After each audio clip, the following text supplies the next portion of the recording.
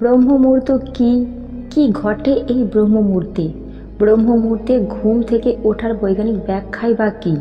ব্রহ্মমুহূর্তে কোন কোন কাজগুলি করণীয় আর কোন কোন কাজগুলি নিষিদ্ধ? ব্রহ্মমুহূর্তে কি সকলেরই ঘুম থেকে ওঠা প্রয়োজন? ব্রহ্মমুহূর্তে ঘুম থেকে উঠে কোন মন্ত্রগুলি জপ করা উচিত, যেগুলো আপনার জীবনে সাফল্য বয়ে নিয়ে আসবে?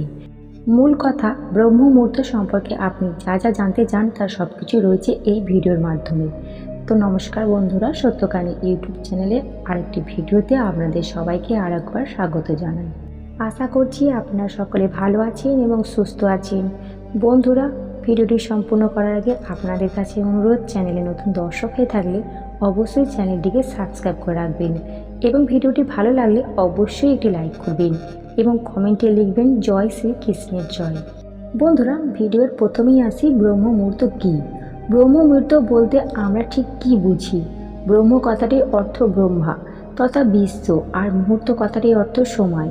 ব্রহ্মমুহূর্ত কথার অর্থ হলো এই বিশ্বের সময়। হিন্দু সংস্কৃতি অনুসারে এই সময়কে সৃষ্টিকর্তা ব্রহ্মার সময় হিসেবেই ধরা হয়ে থাকে। ভারতীয় সংস্কৃতি অনুসারে 24 ঘন্টাকে মোট 30টি মুহূর্তে ভাগ করা হয়েছে। এক একটি মুহূর্তকে মোটামুটি 48 মিনিট ধরা হয়ে থাকে। এভাবে দিনে 15টি ও রাতে আরও 15টি মুহূর্ত ধরা হয়েছে, আর রাতের 14তম মুহূর্তকেই ব্রহ্ম মুহূর্ত বলে উল্লেখ করা হয়েছে। প্রসঙ্গত, সূর্য উদয়ের আগে দুটি গুরুত্বপূর্ণ মুহূর্ত থাকে। এই দুটি মুহূর্তের প্রথম মুহূর্তকে ব্রহ্ম মুহূর্ত বলা হয়। ব্রহ্ম মুহূর্তের সময়কাল 48 মিনিট, অর্থাৎ প্রতিদিন সূর্য উদয়ের ঠিক 1 ঘন্টা 36 মিনিট আগে এই ব্রহ্ম মুহূর্ত শুরু হয়ে যায় এবং সূর্য উদয়ের 38 মিনিট আগে সেটি সমাপ্ত হয়ে যায়। তবে বিভিন্ন ভৌগোলিক অঞ্চল অনুসারে এই ব্রহ্ম মুহূর্ত এক এক জায়গায় এক এক রকম হতে পারে। আবার বিভিন্ন ঋতু অনুসারে এক এক দিনে ব্রহ্ম মুহূর্ত এক এক সময় হতে পারে। ব্রহ্ম মুহূর্তে ঘুম থেকে ওঠার ফলে আমরা কী কী উপকার পেতে পারি? ব্রহ্ম মুহূর্তের সঙ্গে প্রকৃতির একটি গভীর আত্মিক সম্পর্ক রয়েছে। এই সময় গোটা প্রকৃতি জেগে ওঠে। এই সময় পশু পাখির কলরব শোনা যায়, সরোবরে পদ্ম ফুল ফোটে। এভাবে প্রকৃতি যেন মানুষের কাছে বার্তা পাঠায় ঘুম থেকে ওঠার, দৈনন্দিন কাজকর্ম করবার জন্য। এই ব্রহ্ম মুহূর্তের সময় কাজ করা হয়, তেমনি ধ্যান জপ করাও কিন্তু খুবই গুরুত্বপূর্ণ। এটি হলো সবচেয়ে সেরা মুহূর্ত, যা অন্যান্য সময়ের চেয়ে এই সময়গুলি বেশি কার্যকরী হয়ে থাকে। এর ফলে আমাদের মস্তিষ্কের পরিবর্তনের সঙ্গে সঙ্গে ভাগ্যেরও পরিবর্তন হয়ে থাকে। এই সময় ঘুম থেকে উঠলে মনে এক অনাবিল আনন্দের উদ্রেক হয়। এইভাবে কয়েকদিন ভোরবেলা ঘুম থেকে উঠলে সেটি অভ্যাসে পরিণত হয়ে যায়। ব্রহ্ম মুহূর্ত শারীরিক, মানসিক, আধ্যাত্মিক সহ বিভিন্ন দিক থেকে খুবই গুরুত্বপূর্ণ। আয়ুর্বেদিক শাস্ত্র অনুসারে ব্রহ্ম মুহূর্তে ঘুম থেকে উঠলে চিন্তা, অনিদ্রা, হতাশ সহ নানান মানসিক রোগ থেকে মুক্তি পাওয়া যায়। বেদে এই ব্রহ্ম মুহূর্তকে খুবই গুরুত্বপূর্ণ বলেই উল্লেখ করা হয়েছে। এই ব্রহ্ম মুহূর্তে ঘুম থেকে ওঠার ফলে বিদ্যা, বুদ্ধি ও ফল লাভ করা যায়। যে কোনো কাজে ব্রহ্ম মুহূর্তে শুরু করা খুবই ফলদায়ক। এই ব্রহ্ম মুহূর্তের অমৃত তুল্য বাতাস স্বাস্থ্য এবং বুদ্ধি দুটোই বৃদ্ধি করতে সাহায্য করে। হিন্দু শাস্ত্রে ব্রহ্ম মুহূর্তের মাহাত্ম্যের কথা বিভিন্ন জায়গায় বলা হয়েছে। শুধু হিন্দু ধর্মে নয়, বিভিন্ন ধর্মে এই ব্রহ্ম মুহূর্তকে খুবই গুরুত্বপূর্ণ বলেই মান্যতা দেওয়া হয়েছে। এই সময় ঘুম থেকে উঠে প্রাকৃতিক কাজ সেরে হাত মুখ ধুয়ে আধ ঘন্টা প্রাণায়াম করলে মস্তিষ্কের কার্যক্ষমতা বৃদ্ধি পায়। সেই সঙ্গে গৃহস্থের ভিতরে ইতিবাচক শক্তি বৃদ্ধি পায়, যা ব্যক্তির জীবনে নানা বাধা সরিয়ে অগ্রসর হয়ে যায়। এবার বলি, হিন্দু শাস্ত্র অনুসারে ব্রহ্ম মুহূর্তে ধ্যান, পূজা অর্চনা এবং সূর্যদেবকে অতিথি হিসেবে গণ্য করে তাদের সাদর আহ্বান করা উচিত। এভাবে আরেকটি পবিত্র ও নতুন দিন শুরু করবার প্রস্তুতি থাকা উচিত। কথিত আছে, যারা সূর্যদেবকে উদয়ের পরে ঘুম থেকে ওঠেন তারা সূর্যদেবের অভিশাপে অভিশপ্ত হন এবং যারা আগে ওঠেন তারা সূর্যদেবের আশীর্বাদ লাভ করেন। ব্রহ্ম মুহূর্তের ধার্মিক মাহাত্ম্য। এই ব্রহ্ম মুহূর্তের ধার্মিক মাহাত্ম্য আছে মহর্ষি বাল্মীকি রচিত রামায়ণে। লঙ্কায় হনুমানজি এই ব্রহ্ম মুহূর্তে প্রবেশ করেছিলেন এবং সীতা মাতার মন্ত্রযত শব্দ অনুসরণ করে হনুমানজি সীতা মাতার কাছে পৌঁছেছিলেন। ব্রহ্ম মুহূর্তে যাওয়ার ফলে হনুমানজির কাজ খুব সহজ হয়ে গিয়েছিল। ব্রহ্ম মুহূর্তে ওঠার ফলে প্রত্যেকটি ব্যক্তির সফলতা প্রাপ্ত করার ক্ষমতা অন্যান্য ব্যক্তির তুলনায় অনেক পরিমাণে বেশি থাকে। 3টে থেকে 5টা পর্যন্ত ব্রহ্ম মুহূর্তের সময়ে ধ্যান ও জপের মন্ত্রের আদর্শ সমূহ বিশেষ বিবেচনা করা হয়, কারণ বলা হয় এই সময় জাগরিকতা এবং একাগ্রতা আমাদের দেহের কেন্দ্রস্থলে থাকে। এবং বিভিন্ন যোগগুরু বলে থাকেন ধ্যান করার সবথেকে উপযুক্ত সময়ই হচ্ছে ব্রহ্ম মুহূর্ত।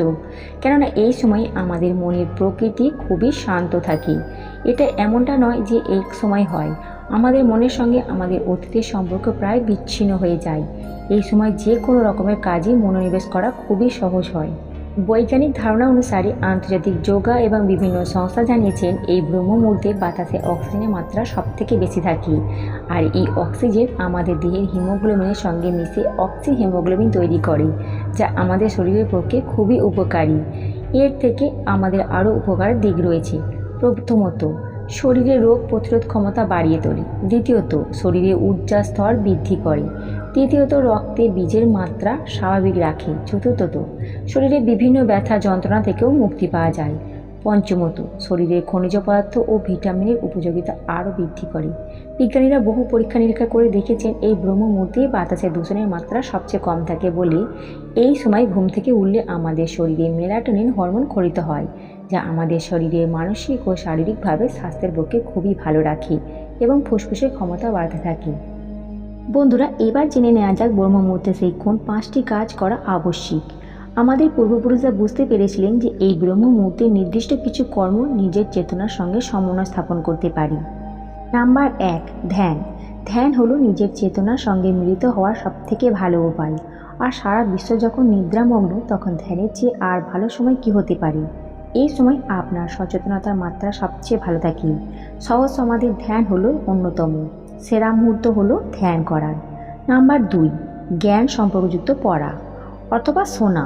অষ্টাঙ্গ হৃদয় অনুসারে আধ্যাত্মিক জ্ঞান ও প্রজ্ঞা উপলব্ধি করবার জন্য ব্রহ্ম মুহূর্ত সবচেয়ে উপযুক্ত সময়। প্রাচীন ধর্মগ্রন্থগুলি অনুসন্ধান করুন, যা জ্ঞানের সহজ মতবাদগুলি পুনরায় উদ্ঘাটিত করুন। ধর্মশাস্ত্র অনুসারে ব্রহ্ম মুহূর্তের সময় শাস্ত্র অধ্যয়ন মানসিক সমস্যাগুলিকে সহজ করে দিতে পারে। নাম্বার 3, পরিকল্পনা। ব্রহ্ম মুহূর্ত আপনাকে যে সচেতনতা মাত্রা এবং সজীবতা প্রদান করে, তা আপনার জীবনের গুরুত্বপূর্ণ বিষয়ে পরিকল্পনা করবার জন্য উপযুক্ত সময়। এটি হতে পারে কাজ, অর্থ অথবা আগামী দিন সম্পর্কিত। নাম্বার 4, অন্তর্দর্শন। আপনার গতকালের ক্রিয়াকলাপগুলি মনে করুন। ঈর্ষা, ক্রোধ এবং লোভের মতো নেতিবাচক আবেগগুলির কাছে কতবার পরাজয় স্বীকার করেছেন তা স্মরণ করুন। দেখুন এই স্মৃতিগুলি কোনটি যেন আপনার অপরাধ বোধে আচ্ছন্ন না করে। কেবলমাত্র ওই মুহূর্তগুলি সম্পর্কে সচেতন হন। প্রতিদিন এটি করার ফলে এই আবেগগুলির কাছে আপনার পরাজয় স্বীকার করার প্রবণতা হ্রাস পাবে। অবশেষে খারাপ কর্ম কিন্তু হ্রাস পাবে। নাম্বার 5, আপনার বাবা মা, গুরু এবং ঈশ্বরকে স্মরণ করুন। আমরা প্রায় সময় পাই না আমাদের জীবনের সবচেয়ে গুরুত্বপূর্ণ মানুষটিকে মনে করার। ঋষি সৈনক পরামর্শ দিয়েছেন যে ব্রহ্ম মুহূর্তের সময়কালে আপনার পিতামাতা, গুরু এবং এই শক্তি যা এই সৃষ্টিকে চালাচ্ছে তাকে বিশ্বাস করেন, তাদের প্রতি শ্রদ্ধায় মাথা নত করুন। এই শক্তিকে ঈশ্বর বা জাগতিক শক্তিও বলতে পারেন। এবার ব্রহ্ম মুহূর্তে যেটি করা যাবে না সেই কাজগুলি হলো ভোজন। ব্রহ্ম মুহূর্তে খাওয়ার ফলে শারীরিক অসুস্থতা দেখা যায়।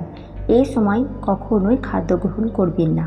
মানসিক চাপ পড়ে, এমন কাজ করবেন না যাতে খুব বেশি মানসিক শ্রম দরকার হয়। এর ফলে আয়ু হ্রাস পায়। সকলে কি ব্রহ্ম মুহূর্তে ঘুম থেকে ওঠা প্রয়োজন?